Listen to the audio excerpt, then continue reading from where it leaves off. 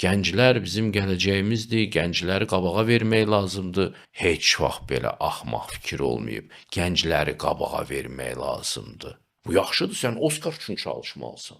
Sən Nobel üçün çalışmalısan. Grammy üçün çalışmalısan. Sən özünü məşhurlaşdırmalısan, sən ulduz olmalısan. Ulduz xəstəliyi tutub adamları. Min illərdir ailə ona görə mövcud idi ki, qadın qadınlığına qatlaşırdı. İndi qadın qadın olmaq istəmir. Ana olmaqda uduzmaq görür. 7 oğul istərəm, bircə dənə qız gəlin.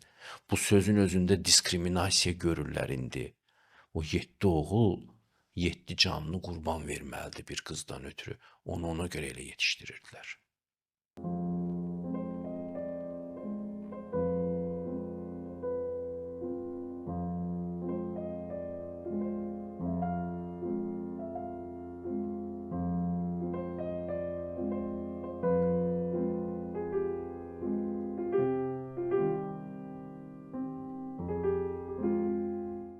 Salam, Anlamaz Sənətinin izləyiciləri. Yenə bir podkastda sizinlə görüşürük. Tərəf müqabilim Aynur Əliyeva müəllimədir. Bugün onun sualları ilə məşğul olacağıq. Baxaq görək, onu maraqlandıran məsələlər nədir? Xoş gəlmisiniz. Xoş gördük. Çox sağ olun vaxt ayırdığınız üçün. Xüsusi minnətdarlıq edirəm ki, bu zamanınızı ayırıb bu sualları cevablamağa razılıq verdiniz. Vermək istədiyim suallardan ilk öncə bunu deyərdim ki, bugünkü sürətlə gedən inkişaf bizi doğru yola aparırmı? Yəni bu inkişafdan biz doğru faydalanırıqmı? Çox ciddi, yaxşı narahatçılıqdır. Mən də narahatam. Bəzən mənə elə gəlir ki, aşırı olaraq bu narahatçılığı ötürürəm, amma belə görürəm bunu. Tələbələrimə də vaxtaşırı bunu danışıram ki, bu son inkişaf dəlicəsinə sürətlə gedir. Və biz əsrlərlə insanın inkişafına nail olmağa çalışırdıq. Sonda Qərb sivilizasiyası bizim yönümüzü dəyişdi. Biz insanı buraxıb texnikanın inkişafına girişdik. Texnika isə sözə baxandı deyə onu çox sürətlə inkişaf etdirmək mümkündür. Və indi elə bir vəziyyətə gəlib çatmışıq ki, məsələn, Çinlilər hər 6 aydan bir robotlarının, süni intellektlərinin nə qədər inkişaf etdiyini göstərirlər. Amerikanlarla yarışırlar, milyardlarla pul qoyurlar bu işə və baxanlar da çox təəccüblənir və heyrət içində qalır. Amma bu həm də qorxu gətirən bir heyrətdir ki, əvvəllər robotlar ayaq üstə durmağı, balans etməyi böyük uğur sayırlarsa, indi robotlar fırlanırlar, salto vururlar. Yəni artıq biz döyüşçülər yaradacağıq yaxınlarda. Bu 1 ilə ola bilər, yarım ilə ola bilər. Mükəmməl əskərlər yaradacaqlar. Bu müharibəni tamam başqa bir səviyyəyə daşıyacaq. Və bütün sahələrdə də bizi sürətlə əvəz edəcəklər. Proqramlaşmada əvəz edirlər, taksi sürücülüyündə əvəz edirlər, bərbərdə əvəz edirlər, hər şeydə əvəz edirlər. Aktyorlar da lazım deyil. Məsələn, milyonlarla pul töküb Avatar kinosu çəkirdilər. İndi onu 20-30 sentə bir epizodunu çəkmək mümkün olur və adam qalır əl üzündə ki, texnika nə qədər sürətlə inkişaf edir. Aktyorun özünü belə rekrut eləməyə ehtiyac yoxdur. Tipajı bəllidir, səsi bəllidir. O tipajdan artıq səhvləri də görə bilmirsən o lentdə. Vəziyyət çox müthişdir əslində. Həkimləri əvəz edəcəklər, memarları əvəz edəcəklər, mühəndisləri əvəz edəcəklər. Mən universitetdə işləyirəm və təbii intellekt daşıyıcısı kimi digər təbii intellekt daşıyıcılarına dərs verirəm ki, onlar böyüsünlər, nələrsə öyrənsinlər. Amma gözləyirəm ki, bugün sabah deyəcəklər ki, daha sizin xidmətinizə bizim ehtiyacımız yoxdur. Yəni o gün uzaqda deyil. Cəmiyyət insanları ona görə oxutdurmurdu ki, onları nəcib eləsin, nə bilim, onların mənəvi ruhani inkişafına səbəb olsun. Yox. Cəmiyyətin insana münasibəti çox praqmatikdir. İnsan təbii intellekt daşıyıcısı idi və iqtisadiyyat üçün bu lazım idi. Ona görə total maariflənmə işə düşdü. Hamını oxutdururlar ki, hamıdan istifadə edə bilsinlər. İndi isə bəlli olur ki, insanın təbii intellekti çox məhduddur. Emosional varlıqdır, yaddaşı balacadır, ondan sonra tutquludur falan. Və bunun əvəzinə süni intellekt çox yaxşı şəkildə bu işi yerinə yetirəcək, bir yemək içmək də istəməyəcək. Ona görə sürətlə insanın əvəz olunması gedəcək. Universitetlərin bağlanacağı günü gözləyirəm ki, bu qədər mütəxəssis bizə lazım deyil. Bu qədər müəllimdə bizim ehtiyacımız yoxdur. Və bunu biz elədik öz ağılsızlığımızdan. Bilirsiniz, Lao Tzu Daosizm fəlsəfəsini yaradıb, onun bir ardıcılı var idi, Zhuangzi. Zhuangzi belə bir pritça danışmışdı ki, gəlir bir gün bir kişinin yanına və bu kişi ona göstərir ki, kəndli, mən bir aparat düzəltmişəm, Leylək adında. Bu aparatın köməyi ilə tarlanı sürətlə sulaya bilərəm. Deyir, məsələn, əvvəllər 7 günə sulayacaqdımsa, indi mən bunu 3 günə sulayıram tarlanı. Və Zhuangzi ona soruşur ki, 4 günü nə edəcəksən? Hələ burada da qutarır pritça. Yəni ki, sən 7 gün başını qatırdın bu işlə, indi 4 günü nə edəcəksən? Sən anlamırsanmı ki, bu maşınların yaradılması ilə sən özünün yer üzündəki yeri qazıyıb çıxarırsan? Yəni, robotların yaranması hələ 100 il əvvəl, maşınların yaranması bir çox adamları işsiz qoymuşdu. O vaxt bu panika var idi. Sonra sakitləşdirirlər, dedilər ki, yox, narahat olmayın, robotlar insanı əvəz eləyə bilməzlər, insan çox hələ lazımdır. Amma gün o gündür ki, intellektual əmək də əvəz edir, fiziki əmək də əvəz edir. Bunun nəyinə sevinəsən? Biz özümüz öz əlimizlə özümüzü yer üzündə yersiz elədik. Güya ki, biz burada məsələn mükəmməliyyətçi bir iş eləməliydik. Biz burada yaşayıb özümüzü dərk etmək üçün bizə verilmişdi bu məkan. Biz isə düşdük o Babil qalası deyən bir anlayış var da, Əski Əhddə. O Babil qalası tikmək qərarına gəlirlər insanlar özünü Tanrıya göstərmək üçün. Və ucaltdıqca o Babil qalası uçmağa başlayır. Çünki hər mərtəbəni bir millət tikir, aralarında da birlik yoxdur. Bax, bizim bu sivilizasiyası Babil qalası kimi ucaldıqca uçacaq yerə. Və bunun qarşısını alacaq insanı da yetişdirmədik. Min illərdir şərq kamil insan yetişdirmək istəyirdi. Biz kamil texnika yetişdirdik. İnsan isə meymun səviyyəsində qalıbdır. Neandertal səviyyədə qalıbdır. Bu insanın heç bir məsuliyyəti yoxdur. Əlində knopka var ancaq. Biz insan yetişdirmədən kamil silahlar və kamil texnika yetişdirdik. Bax, bundan böyük axmaqlıq olanmaz və buna da sevinənin ağlı yoxdur. Və bu prosesin qabağını alacaq bir qüvvə də görmürəm. Allah bu işə qarışması. Bəli. Belə. Evet, çox gözəl vurğuladınız ki, özümüzü qazımaq üçün inkişaf etdirik daha doğrusu texnologiyanı və təəssüf doğuran hissəsi də odur ki, texnologiya bu qədər həyatı asanlaşdırdıqda insanlar həm fiziki əməkdən kənarlaşır. Bunu komfort zona sayırlar, amma əslində düşünürəm ki, bu o qədər də doğru fikir deyil. Elə komfort zona bizim fiziki əməklə olan həmin o, belə deyim, vaxt ki, biz onun fiziki əməklə sərf eləyirik. Doğrudan da komfort zona o idi. Mən bunu belə düşünürəm nacizanə və ona da demək istəyərəm ki, siz gözəl vurğuladınız ki, süni intellekt. Artıq süni intellektin olması bir məqalə yazmaqda belə artıq biz ona müraciət edirik. Bu da bizim təfəkkürümüzü inkişafdan saxlayır təbii olaraq. Bu həqiqətən də tərəddüd deməzdim, hətta qorxuducu bir məqamdır ki, artıq biz rahatıq. Mənim isə hər bir, belə deyim, mühazirəm var. Özüm üçün konspekti hazırlamalıyam. Düşünürəm ki, süni intellektdən istifadə edib daha rahat, daha tez bunu yazacağam və ərsəyə gətirəcəm. Vurğuladığınız kimi boşluq zaman da biz komfort dalınca çox qaçdıq. ki bizi bunun üçün bu servis bizim üçün bunu eləsin, o servis bunu eləsin və VIP servislərdə alınca qaçdıq və nəticədə əslində müdrik adamlar həmişə deyirdi ki, məsələn, sən nökərlərin çox olmağı səni həyatdan ayırır. Bəli. Birisi sənin saçını darıyır, birisi nə bilim paltarı ütüləyir, bəlkə birisindən də xahiş eləyəsən yeməyi çeynəsin sənin əvəzvə, bir başqasından xahiş eləyəsən sənin sevgilin qızla getsin, görüşsün sənin əvəzvə. Absurda qədər gəldi, çatdı.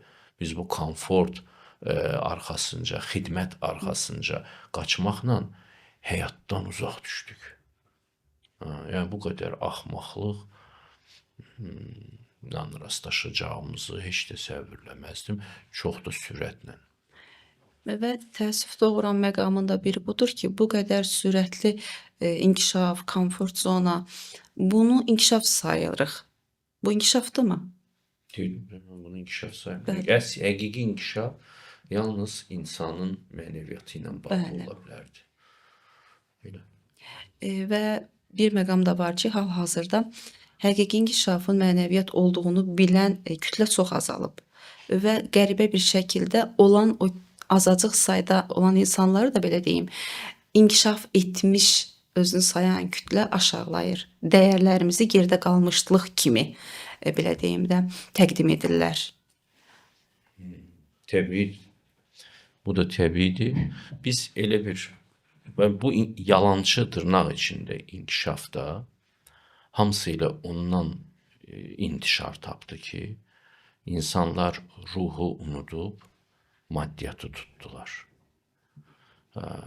Bizə bunu inandırdılar ki, əsas olan budur və biliklərimizi unutduq. Şərqin min illər peyğəmbərlərinin, müdriklərinin xəzinə bilikləri toplanıb, bilirsinizmi? Şərqdə Konfutsi var, Daosizm var. Bunlar bal kimi biliklərdir. Buddizm var, Hinduizm var, Mahabharatası var onun, Ramayanası var onun. Şərqin bu tərəfində Əski Əhd var, İncil var, Quran var, Avesta var, nə bilim, Homer var və bütün bunları, Dante var. Bütün bunları unutdular, bu böyük ədəbiyyatlarda olan dərin bilikləri arxaya buraxdılar, başladılar ancaq texnika ilə məşğul olmağa. Hamının da üstünə qışqırdılar, kim elmin önəmini anlamırsa başına qalxdılar ki, bax, tibbi inkişaf etdiririk biz insanın həyatını asanlaşdırırıq, biz maddi nemətlər bolluğu yaradırıq. Maddi nemətlər bolluğu zadda yaratmadılar, süni qidalar yaratdılar ancaq. Süni qidalar yaratdılar və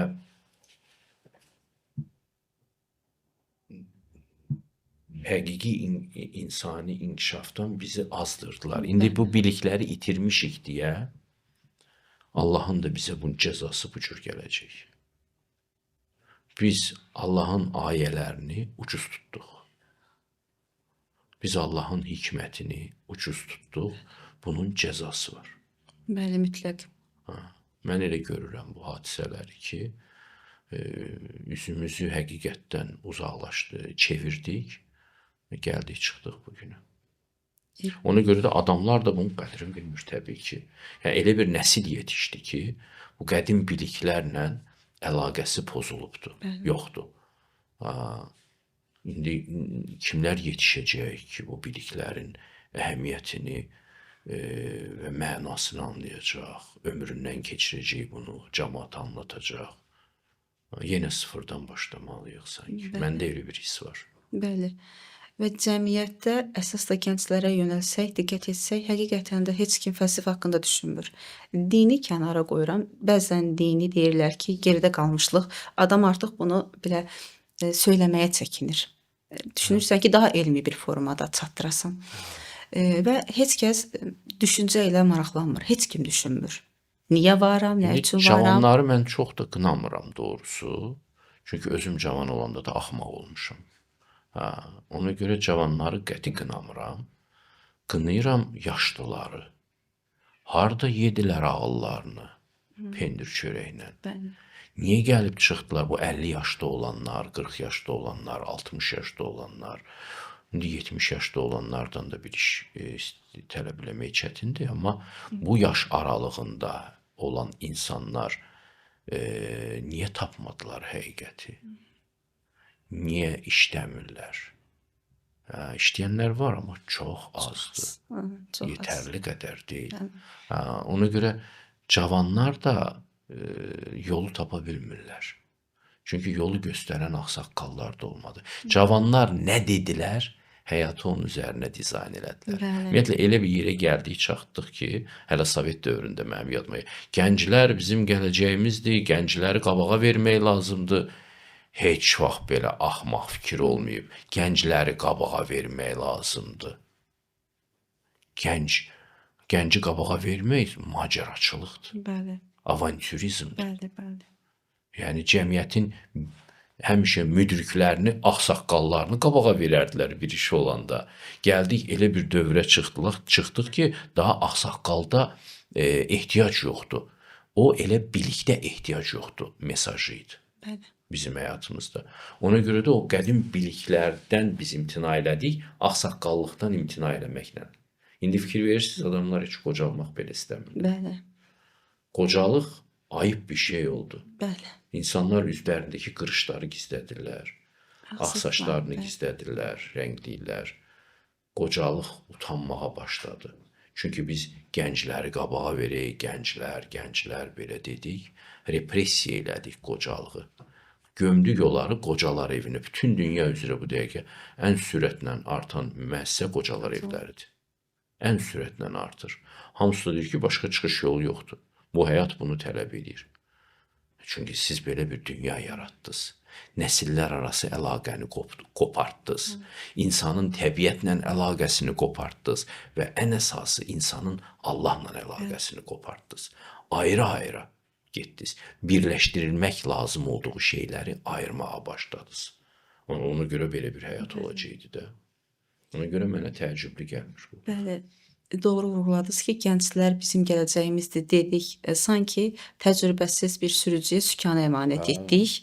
Nəticədə də bu cür bir texnikanın inkişafı və həqiqətən də indiki valideynlərə və övladlara baxdıqda övladların sözləri ilə hərəkət etmə modelini ortaya gətirdilər ki, azadlıq verək övladlarımıza. Bizdə söz var, uşağı buyur, dalınca yürür. Bəli. Özümüz elədik bunu. Bəli, bəli. Bura diqqət çəkmək istəyərdim ki, niyə biz yeni metodlara bu qədər maraqlıyıq? Öz ənənəvi dəyərlərimizi unudub yeniliyə, belə deyim, yelkən açmağa çalışırıq, bilmədiyimiz dənizdə üzməyə çalışırıq. Bu bir hipnozdur da, bu səni zəbt eləmək üçün, səni qəsb eləmək üçün bu bir metoddur. Sənə deyirlər ki, sən heç nə bilmirsən. Məndən öyrən ki. Sənin bütün dədən, baban hamısı da yanlış bilibdir hər şeyi. İndi sən məndən öyrən. Öyrənmə prosesində sən olursan uşaq, sıfır. Qoskoca şərqi uşaq yerinə qoydular indi. Bunlar həmişə belə ediblər qərblər. Və bu zəbçiliyin yeni bir formasıdır. Siz heç nə bilmirsiniz həyat haqqında. Siz bilsəz, sizin də telefonlarınız olardı. Bəli. Sizin də dronlarınız olardı, sizin də nə bilim raketləriniz olardı, atom bombalarınız olardı. Siz bilmirsiniz. Hər şey də bizə tabe olun. Və bizi də gəncləri də qabağa verdilər. Gəncin də təcrübəsi azdır. Gənclər də buna uydular. Gəncləri bu dəqiqə danışdır. Hamısı qərbin dəstəkçiləridirlər, müdafiəçiləridirlər. Şərq hikmətindən danışmaq mümkün deyil. Nə danışırsınız? Hər nə var qərbdə var. Deyirəm, başını itirmiş sivilizasiyadır qərb. Öz filosofları belə yazırdı bunu. Bəli. Ki, qərbin qürubu var. Qərbin tupikə dirənibdir. Çıxışı yoxdur artıq. Ağıllıları bunu deyirlər. Fukuyamaları, Spenglerləri. Amma bizi aldatdılar da, belə saqqızla, zatla, belə şeylərlə. Gənclər də qabaqda idi deyə, gənclər bu şeyə daha tez uyur. Yaşlı adam başa düşür ki, texnika hər şey demək deyil. Ona görə biz başladıq onlardan hər şeyi götürməyə. Məsələn, yumşaq güc deyilən bir şey var da, məsələn, e, kinoları ilə, reelsləri ilə. İndi heç belə bir Hollivooda da ehtiyac yoxdur. Məsələn, TikTokun, Instagramın reelsləri ilə, ondan sonra X platformasının, Facebookun videoları ilə belə sənin beynini yuyurlar. Dünyada böyük bir virtual, qlobal icma yaradırlar. Sənə bayramlar aşılayırlar. Gözünü açıb görürsən ki, sən artıq sevgililər günü bayram edirsən. Halloween bayram Bəli. edirsən. Heç anlamırsan mənası nədir. Keçirirsən balqabağı başına, gedirsən bayram eləməyə. Qorxuducu bir formada uşaqları geyindirib analar Hə. çox böyük siz vurladığınız kimi sosial şəbəkə üzərindən paylaşımlar edir, reyslər hazırlayırlar. Milli tərkib dəyişir. Bəli. Səni sən eləyən bir şey qalmır. Mənim yadıma gəlir bizim uşaqlığımızda Sovet dövründə papaq atardıq qapılara Novruz bayramında və çox da sevinirdik uşaq ikəndə. Mən yadıma gəlir o duyğularım ki, biz nə maraqlı millətik. Məsələn, ruslarda, ermənilərdə belə bir qaydalar yoxdur. Bizim nə gözəl bayramımız var. Ocaq qalıyırdıq, hoppanırdıq üstündən bütün gecəni. Kimin nağarası var idi, tarı var idi, sazı var idi. Düşürdük, həyətdə çalırdıq və başqa millətlər də bizə baxırdılar. İndi biz eləyən cəhətlərdən imtina eləmişik, dünya ilə bir olmuşuq. Heç kəsə də qulaq asmır ki, abala sən bunu eləmə, bu sənin qaydanda yoxdur. Niyə bütün dünya eləyir, mən də eləyim? Mən niyə inkişafdan geri qalıram? Sən identikliyi itirirsən. Hələ mən demirəm tutalım ki, sevgililər günü pis bir şey deyil tutalım ki. Tamam, cəmaət sevgilisine çiçək alır eləyir. Amma sən də bu bayrama qoşulmaqla milli kimliyi itirirsən. Bəli. Sən ailəvə sədaqətli olmalısan da. Sən ata-babava, soyadıva sədaqətli olmalısan. Buna görə nədənsə də imtina eləməlisən. Ki, öz sifətini qoruyasan, öz soyadını qoruyasan, özümlüyünü qoruyasan. Yox, mən elə hamı kimi olmaq istəyirəm. Bu sifətsiz bir bəşəriyyət formalaşdırırlar. Böyük bir kütlə halına salırlar. Kütlə halına salınmış insanları zəbt eləmək çox asan olur. Kimliyini itirmiş insanları zəbt eləmək çox asan olur. Bunu da ancaq ağsaqqal sezə bilər. Bunu gənclər başa düşə bilməz. Gənclərə demək lazımdır ki, abala eləmə bunu. Təəssüf doğurucu məqamı da bir odur ki, dərk edən gəncə də geridə qalmış damğası vurulur. Sən cahilsən. Onu da səbirləmək lazımdır. Sən Mənə o cahilsən. cahil sözünün hər növünü artıq deyiblər.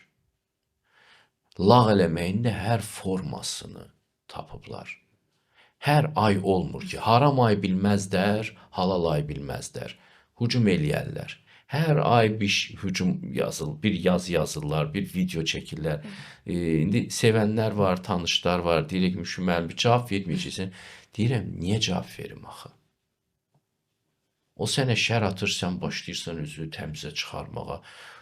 Doğru bir iş deyil, sən işini görməlisən, davam eləməlisən. Sən onlarla mübahisəyə, onlara cavab verməyə qalxarsan, işin qalacaq sənin. Biz elə bir dünyada yaşayırıq. Ona görə iş çox, işləyən yox. Bəli. Belə bir durum. Belə deyərdik. Və işləyən kütləni də həvəsdən, ruhdan salıb texnikanı önə gətirirlər hal-hazırda. İşləyən adamlar gərək ruhdan düşməsinlər. O ruhdan düşə bilməz. Məsələn, ananın ixtiyarı yoxdur. Südəmər balası varsa ruhdan düşsün. Onun balasına başqası kimi heç kim baxmayacaq. Ruhdan düşmək aciz adamın işidir.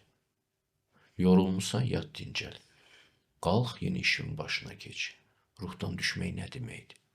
Depressiyaya qapılmaq nə deməkdir ki? Çox gözəl yerə toxundunuz, depressiya. Depressiya boşluqdan qaynaqlanmırmı? Bəli. Yaxınlarda birisi məndən soruşdu ki, bu müharibələrə Allah necə icazə verir də, məsələn, bu qədər uşaqlar ölür falan. Deyirəm, fikir verirsiniz, gənclərin arasında depressiya dəbə minibdir. Tənbəllik basır, gedir bir tabletka axtarmağa ki, mənim bir fəallığımı artırsın. Üzülür, səbəbsiz olaraq, gedir bir tabletka atır ki, Bəli, Keyfi, enerji də keyfi yüksəlsin, enerjisi yüksəlsin. Əzizim, sən avarasan. Sən diaqnozu verə bilmirsən özünə. bəli, Sənin işin gücün yoxdur. Sənin xidmətin yoxdur. Qapılıb otağından bayıra çıxmaq istəmirsən. Sən egoistsən. Sən insanlara xidmət eləmək istəmirsən. Bunun adı budur.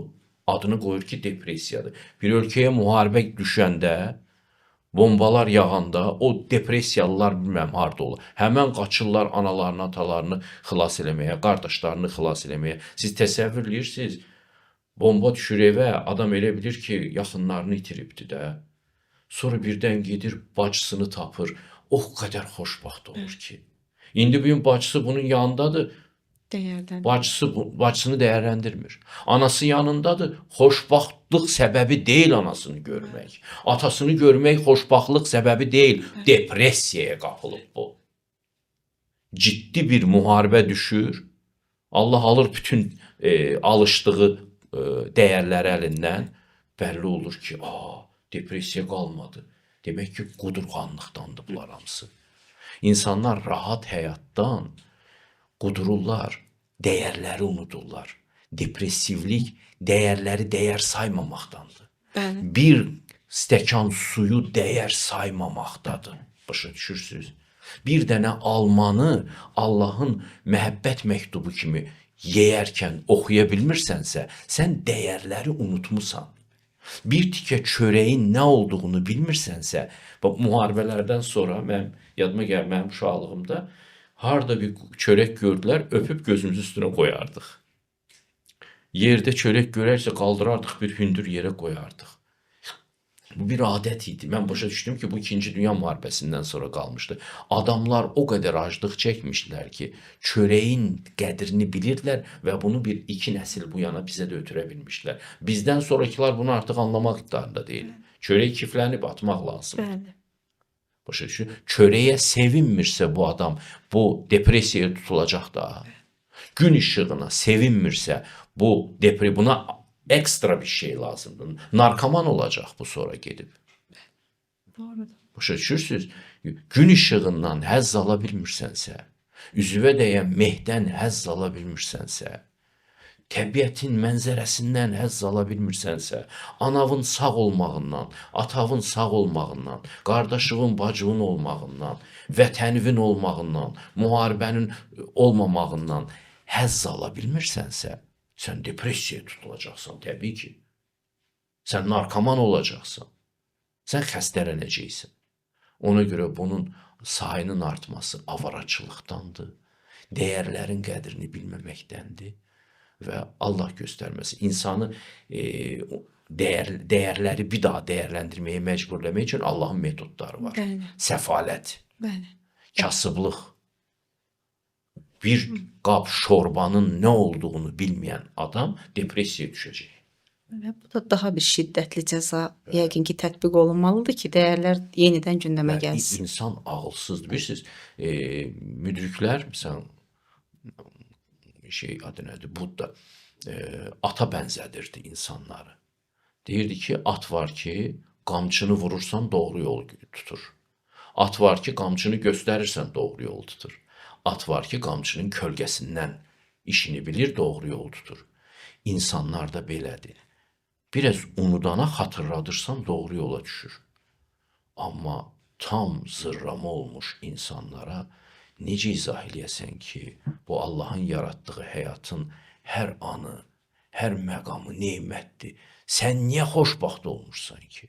Sənə nə olub ki, sən xoşbaxt olmursan? Xəstəsən sən, xəstələnirlər. Ruhən xəstələnirlər, belə deyək. Get qulluq eləginən valideynlər və get gör qonşularında kim var, kimə nə kömək eləyə bilərsən? Depressiyaya qapılıb bu. Bu mənə belə bir kiçik hekayəni xatırlatdı. Bir xanım ailə qurur. Ailə qurduğu evdə baxır ki, hər kəs siz deyən kimi depressiya. Qaynata əyləşib, qaynlar əyləşib, evdə işləyən yox. Və xanım bunlara həmin o depressiyadan çıxartmaq üçün, indi müasir dillə desək də, depressiyadan çıxartmaq üçün bir metod tətbiq edir. Hər kəs işləməsə belə getsin və evə qayıdarkən yerdən nə isə bir daşmı deyim, balaca bir ağacmı deyim həyətə gətirsin. Amma mütləq ki, nəsə gətirin. Adi bir daş da olsa gətirsin. Və bir gün xanımın qaynatası gələrkən axı gəlin hər gün gözləyir bunlardan nəsə gətirsin. Görür ki, bir torba var. Yəqin ki, bunu siz də eşitmisiniz. Və torbanı gətirir və torbanı açırlar ki, qızıl.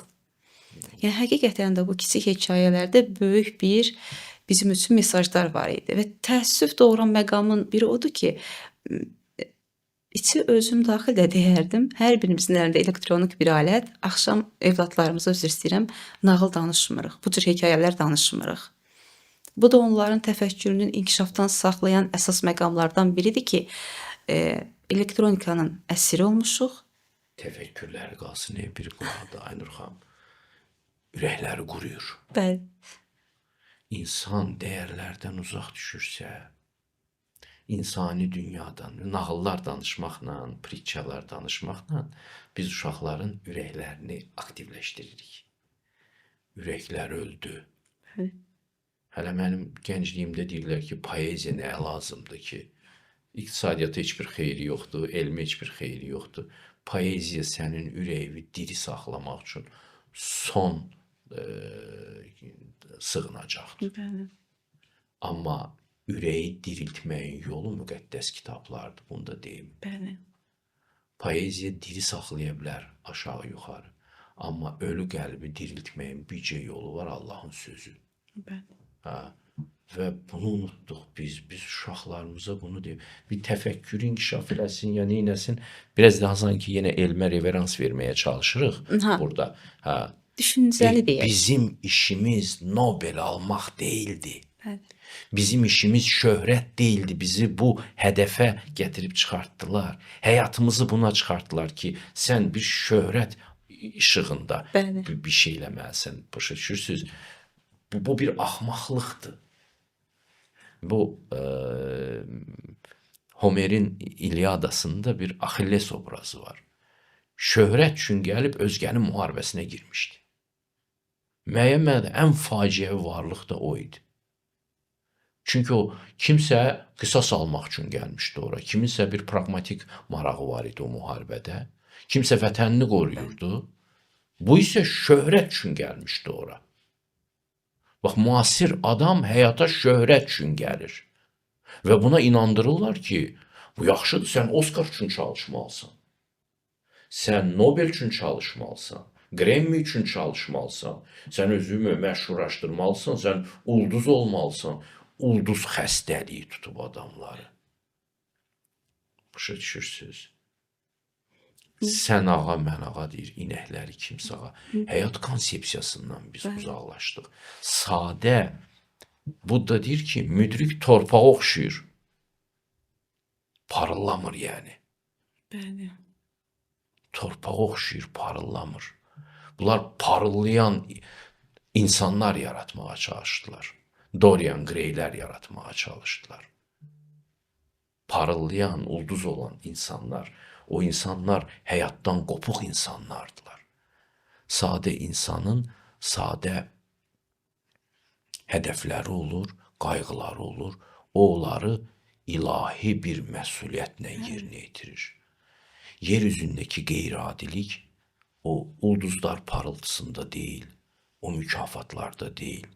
Yer üzündə ilahilik adi vəzifələri ritual kimi yerinə yetirən adamların nəsibidir. Konfutsi bunu başa salırdı.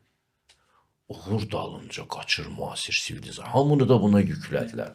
Mütləq instituta girmək lazımdır. Bəlkə Azərbaycanlılar bütün başqa xalqları da arxada buraxdılar universitetlərə girmək üçün. Hər halda bir neçə xalqla müqayisə edəndə baxıb görüm ki, bizimkilərin oxumaq həvəsi biraz da çoxdur. Amma oxumaq həvəsi deyil, diplom almaq həvəsidir. Sübut. Biz çox belə tez uyuruq bu şeylərə, tezislərə. Və buna da uyduq ki, biz özümüzü sübut eləyək, sən özünü sübut eləmə çabalarının arxasında həyatı itirirsən, xəbərin var. Həyatı itirirsən, həyatdan qopmusan sən, ölüsən sən.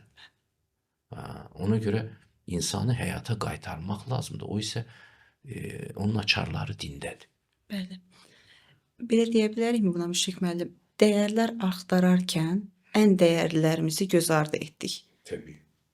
Təbii ki, bu bir böyük bir aldanış idi. Uşaq gəlir həyətə, onu aldatırlar. Pulunu zadını alırlar əlinə. Bax, bu belə bir vəziyyətdir. Və belə bir vəziyyət var hal-hazırda. Cəmiyyətdə gənc qızlarımız arasında hamı karyera üçün çalışır.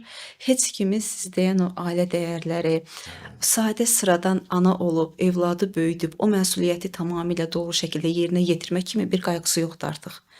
Və hətta ailə qurub evlad sahibi olmağı geri düşüncəlik, geridə qalmışlıq kimi təqdim eləyirlər və çox sürətli şəkildə bu artıq belə deyim də Nail bütün oldular. gənclərə bəli sirayət elədi. Artıq valideynlər öz evladlarını evləndirə bilmir. Mən sizə bir şey deyim. O pritçə ki var Bibliyada, Quranda da var o. Adəm və Həvvanın cənnətdən qovulması. Orada şeytan qadından yanaşır Adəmin ailəsinə. Qadın biraz da nəfsi təmsil edir. Nəfsi daha aktivdir. Kişi də aktivdir, qadın da biraz daha aktivdir. İndi də bizi huzurumuzdan qovub çıxartdılar, ailə institutumuzdan qovub çıxartdılar qadına yaxınlaşmaqla. Mənim şübhəm yoxdur ki, bu feminizm çox təhlükəli, məkirli bir şeydir. Və min illərdir ailə ona görə mövcud idi ki, qadın qadınlığına qatlaşırdı. İndi qadın qadın olmaq istəmir. Ana olmaqda uduzmaq görür. Bəli. Halbuki ana olmaq qadının ən böyük nailiyyətidir. Kişi, təkrarlayıram son vaxtlar mən bunu, çünki bu bütün mənim sözüm deyil, bu bütün şərq fəlsəfəsinin kvintesensiyasıdır.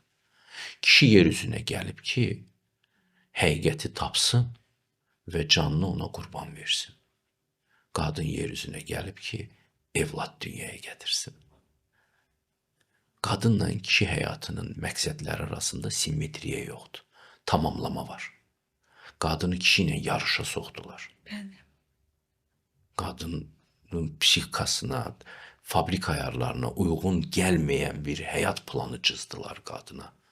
Xoşbaxt olmadı. Heç xoşbaxt olmadı və siz demişkən bu ailə dəyərlərini gözdən saldılar. Gənclər evlənirlər, uşaq dünyaya gətirməyə tələsmirlər. Bəli, bəli. Mən uşaq dünyaya gətirəcəm, olacam Fatma Nisə, Tükəzban olacam, nənəm kimi olacam. Bəli, nənən kimi olmaqda böyük bir şərəf var. Həyatın mistikasıdır bu, ana olmaq. Ən böyük mistikadır. Analıq meyvəsindən daha dadlı heç nə dada bilməzsən. Gedib NASA'da da işləsən, gedib Nobellər də alsan, Marie Curie kimi, heç vaxt analıqdan aldığın bəhrə qədər bəhrəli olmayacaq bu. Acıdır analıq. Acı günləri çoxdur, əziyyətli günləri yoxdur. Amma bu acıyı, biz məsələn xörəyimizə də acı tökürük də, məsəl üçün, dad verir. Bu acı sənin həyatına dad verir. İnan ki, bundan dadlı heç nə yoxdur. Bilənlər bunu bilir.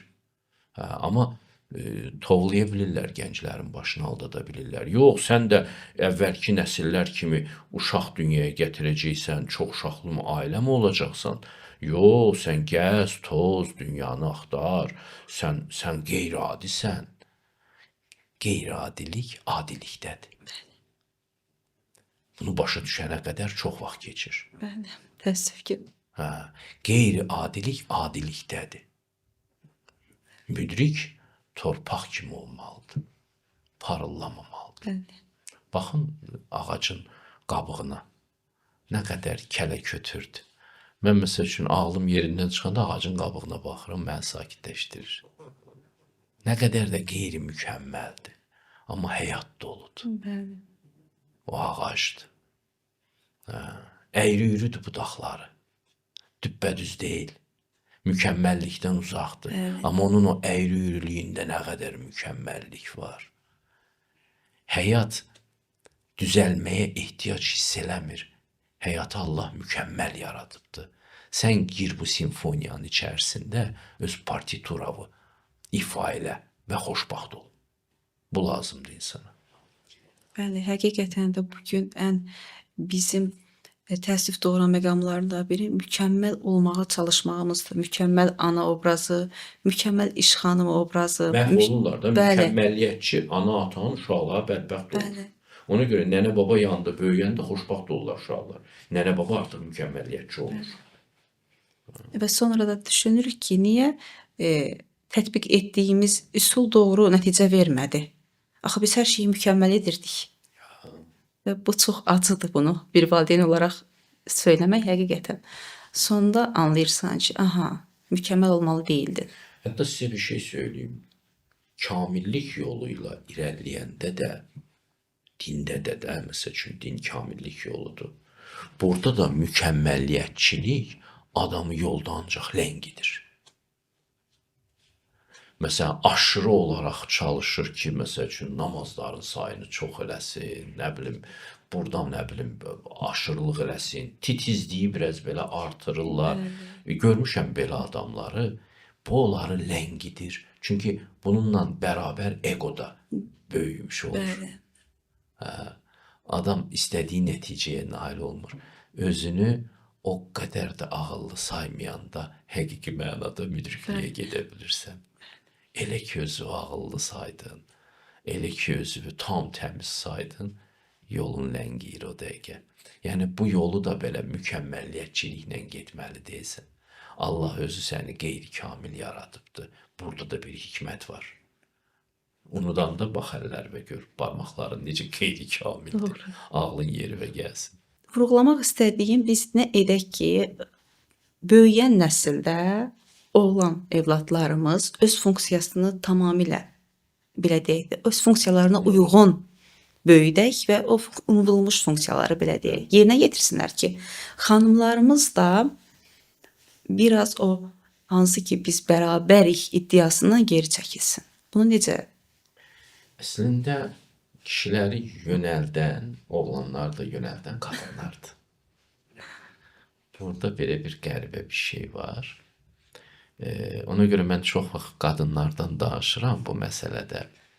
Çünki kişilər etirazçı deyirlər. Onlar sadəcə görürlər ki, qadınlar, onların əldə etmək istədiyi qadınlar başqa cürdülər. Ona görə də onlar da elə olurlar. Mən məsəl üçün görürəm ki, bəzi postlarımın altında feministlər gəlib mənə tənqid eləyəndə bir-iki dənə Azərbaycanlı oğlan da gəlir altından yazır ki, düz deyirsən, düz deyirsən. Başa düşürəm ki, o qızla tanış olmaq istəyir. Başqa yolu yoxdur onun. O qızı bişirmək üçün məcburdur ki, onun feminizmi ilə də barışsın. Qəbul etsin. Çünki müasir qızlar belədirsə, o da belə olmaq istəyir. O həqiqət axtarmır. O partnyor axtarır özünə ancaq. Ona görə də bu mənada qızları ağıllandırmaq lazımdır. Amma təbii ki, ailədə oğlan qızın tərbiyəsi necə olmalıdır? Biz bu dəyərlərimizə qaydanda oğlanı da düzgün tərbiyə edəcəyik. Oğlanı məsəl üçün əzizləyirdilər həmişə ailədə. Qurbanlıq quzunu əzizləyən kimi. Bunu da yanlış yozmağa başladılar. Oğlanı əzizləyiblər. 7 oğul istərəm, bircə dənə qız gəlin. Bu sözün özündə diskriminasiya görürlər indi. O 7 oğul 7 canını qurban verməlidir bir qızdan ötürü. Onu ona görə elə yetişdirirdilər. Oğlanlar çox tez ölürdülər müharibələrdə. Ona görə çox qıza ehtiyacı olmurdu. Və oğlanı böyüdəndə doğrudan da onu əzizləmək lazımdır müəyyən mənada və ona onun funksiyasını anlatmaq lazımdır ki, sən haqqın dayağısan. Bu ailə üçün, bu qohumlar üçün. Yaxşı oğul ədalətin müdafiəçisi olur. İndi görürsən ki, uşağı qoyurlar idmana, biraz qolunun gücü artan kimi başlayır yaşlılarını döyməyə. Nətər başa salırsan bu zırramayı ki, sən ona görə güclüsən ki, sən ona görə bu döyüş sənətini öyrənmisən ki, məzlumu müdafiə eləyəsən, cəmaatı məzlum günə qoymuşsan ətrafında. Sonra da Allahın cəzası gəlir o adamlara. Özü də bilmir ki, niyə gəldi mənim başıma bu iş. Bəs sən insanlara zülm eləyirdin. Allah Dünya Allahsız değil. O insanların Allahı var. Və sənə də bir bəla göndərəcək. Uşağını doğru böyüdən valideyn oğluna bunu başa salmalıdır ki, bu dünya etmə, bulma dünyasıdır. Sən nəsə bir şey eləyəcəksən, o sənə qayıdacaq. Baxma ki, o adam zəifdir, o uşaq zəifdir, amma onun Allahı çox güclüdür. Cəzalandırar səni. Həyatı boşuna fikirləşməginə. Əksinə deyir, qorxma, atan sənin dalında durubdur. Uşağı da azdırırlar. Uşağa demək lazımdır ki, bizim yer üzündə yaşamağımızın bircə yolu var. Biz həqiqətə və ədalətə qulluq eləməliyik. Allah bizim üçün bu yolu çizibdir. Biz yanlışlığa, zalımlığa, vicdansızlığa gedəndə biz xoşbaxt olmuruq. İnsan evladı xeyrə qulluq eləmək üçün yaradılıbdır. Onun təyinatı odur. Sən telefonu təyinatından kənar bir şeyə necə istifadə edə bilərsən? Qoz qıra bilərsən. Düzdür, indi çalışırlar elə telefonlar çıxarsınlar ki, yox, qoz qırırlar. Hayır, öyle değil. Telefonun işi qoz qırmaq deyil. Onun üçün çəkic var. İnsanın da funksiyası həqiqətə qulluq eləməkdir. Bu mənada oğlu, məsələn, mütləq idmana qoymaq lazımdır. Çünki o güclü olmalıdır. O özünü müdafiə eləməyi öyrənməlidir. Başa düşür, nə ilə məşğul olursa olsun. Mütləq onun bu cəhəti olmalıdır. Onu buna hazırlaşdırmaq lazımdır. Sən həqiqət bahadırısan. Qız uşağını da sən də ana olacaqsan. İndi deyirlər ki, bu diskriminasiyadır. Oğlan uşağını böyük qəhrəmanlıqlara hazırlayırsınız. Qız uşağını analığa hazır. Bəs bizim analıq funksiyamızı kim yerinə yetirəcək? Sən Allahın əvəzinə sən fikirləşmirsən? Biz dünyanı dərk etmək əvəzinə dünyanı uydurmağa başladıq. Heç bu elmi yanaşmada deyil. Baxın, görün bu dünyanı Allah nə üçün yaradıb? Qadını niyə yaradıb? Kişini niyə yaradıbdır? Bir oxuyun dastanları, bu qədim dastanlara bir baxın, qədim bilgilərə bir baxın. İnsanlar 3000 ildir, 4000 ildir bir şeylər yaradıblar yer üzündə. Axmaq olmayıblar onlar. Onların içində Allahla danışanlar olubdur. Və qıza da ego yox, qız həmişə ikinci rolda olacaq. Allah onu elə yaradıbdır. İndi qızı elə tərbiyəli, qız ikinci rolda olmağı özünü alçalma kimi hiss edir. Ona görə ailə alınmır. Başa düşürsən? Mütləq hər bir qadın üçün onun aşiq olacağı, heyrət eləyəcəyi elə bir kişi olmalıdır ki, onun yanında ikinci rolda olmaq onun zoruna getməsin. Təəssüf ki, bugün qızlarımız elə oğlanın olmadığını iddia edirlər. Yoxdur deyir elələri. Səbəb ola bilərmi Müşfiq müəllim? Qızlar özlərini hədsiz feminizmə belə deyək də əsir olublar və nəticədə də artıq Deyirəm də bu şeytan, iblis qadından yaxınlaşdı. Fikirləşdi ki, qadının nəfsini yerindən oynatmaq daha asandır. Bilirsiniz, yenə deyirəm, oponentlər o da deyəcəksən, niyə belə fərq qoyursan? Psixodinamikasında kişi ilə qadının fərq var. Və qədim Çində qadını qara rənglə rəngləyirdilər, kişini ağ rənglə rəngləyirdilər. O yan dairəsi, o vəhdəti, qadın irrasionalizmi təmsil edir, kişi rasionalizmi təmsil edir. Onlar fərqli cür görürlər dünyanı, fərqli cür düşünürlər. Ona görə məsəl üçün qadınlar qadınlarla dost olmalıdırlar, rəfiqələri olmalıdır onların mütləq. Onlar o dünyada bişməlidirlər, bir-birindən görüb götürməlidirlər. Oğlanlar da oğlanlarla. Bu mənada mən məsələn oğlanlarla qızların dostluğuna da inanmıram. Və bunun əleyhinəyəm də. Bu normal bir şey deyil. Oğlanın dostları oğlan olmalıdır və oğlan dostlar oğlanın yaxşı böyüməsinə şərait yaradacaqlar. Doğru düzgün dəyərlər verməlidirlər və verəcəklər də. Qadının da rəfiqələri olmalıdır, yaxşı rəfiqələri olmalıdır. Haqdan xəbəri olan rəfiqələri olmalıdır. O da ona qadın olmağın sirlərini öyrədəcək. Min illər belə olubdur. Eksperiment qururlar indi həyatla. Bəli, həqiqətən də lazımsız bir eksperiment.